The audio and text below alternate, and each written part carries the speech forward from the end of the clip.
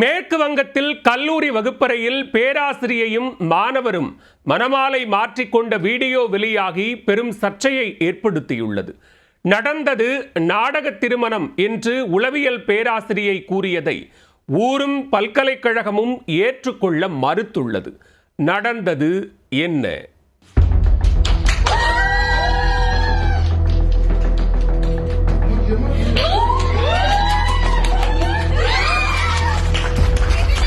கல்லூரியில் கலை நிகழ்ச்சியில் மாணவர்கள் நாடகம் போடுவது போன்று வகுப்பறையில் அரங்கேறிய உளவியல் நாடகம்தான் இது. இதற்காக பேராசிரியையும் மாணவரும் போட்ட வேஷம்தான் தற்போது பெரும் சர்ச்சைக்கு வித்திட்டுள்ளது.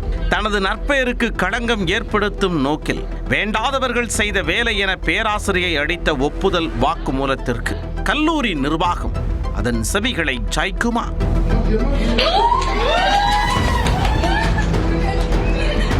மேற்கு வங்க மாநிலம் நாடியா நகரில் அமைந்துள்ளது ஹாரிங்கட்டா தொழில்நுட்ப கல்லூரி. இந்த கல்லூரியில் உளவியல் துறையில் பேராசிரியையாக பணியாற்றி வருபவர் பாயல் பானர்ஜி அண்மையில் வகுப்பறையில் மாணவர்களுக்கு உளவியல் பாடம் எடுப்பதற்கு பதில் உளவியல் நாடகம் என்ற பெயரில் ஒரு கூத்தை அரங்கேற்றியுள்ளார்.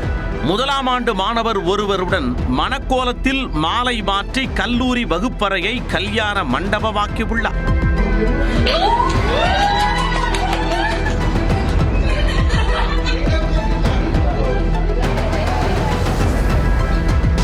மாலையை இருவரும் மாற்றிக்கொண்ட போது கூடியிருந்த மாணவர்கள் ஆரவாரம் செய்தனர். அதிலும் மாணவர் 3 முறை நெற்றியில் திலகமிட்டதும் பேராசிரியை புதுப்பெண்ணாக வெட்கத்தில் சிவந்ததை அங்கிருந்த மாணவர்கள் செல்போனில் படம் பிடித்து அதகலம் செய்தனர்.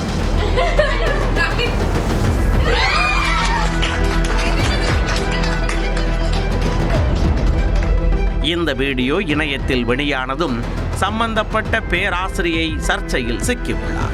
ஆனால் கல்லூரியில் உளவியல் நாடகம் என்ற பெயரில் அரங்கேற்றப்பட்ட நாடகம்தான் அது என பாயல் பானர்ஜி விளக்கமளித்துள்ளார். தனது நற்பெயருக்கு களங்கம் ஏற்படுத்தும் நோக்கில் அந்த வீடியோவை வன்மத்துடன் சிலர் இணையத்தில் பரப்பியதாகவும் குற்றம் சாட்டியுள்ளார். இது தொடர்பாக சம்பந்தப்பட்டவர்களுக்கு எதிராக வழக்கு தொடருவேன் எனவும் அவர் தெரிவித்துள்ளார்.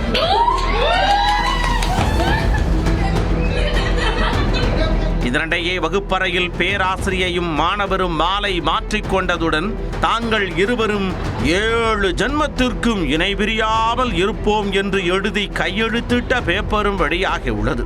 அதற்கு சாட்சியாக இருதரப்பிலும் தலா 3 பேர் கையெழுத்திட்டனர். கல்லூரி வகுப்பறையில் நிகழ்ந்த அந்த அக்கப்போர் மேற்கு வங்கத்தில் பேசுபொருளானதும் கல்லூரி நிர்வாகம் அந்த பேராசிரியையை கட்டாய விடுப்பில் அனுப்பியுள்ளது.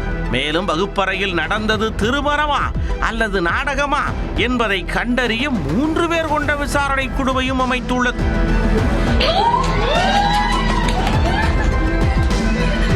விசாரணை முடிவில் அடுத்த கட்ட நடவடிக்கை எடுக்கப்படும் எனவும் தெரிவிக்கப்பட்டுள்ளது.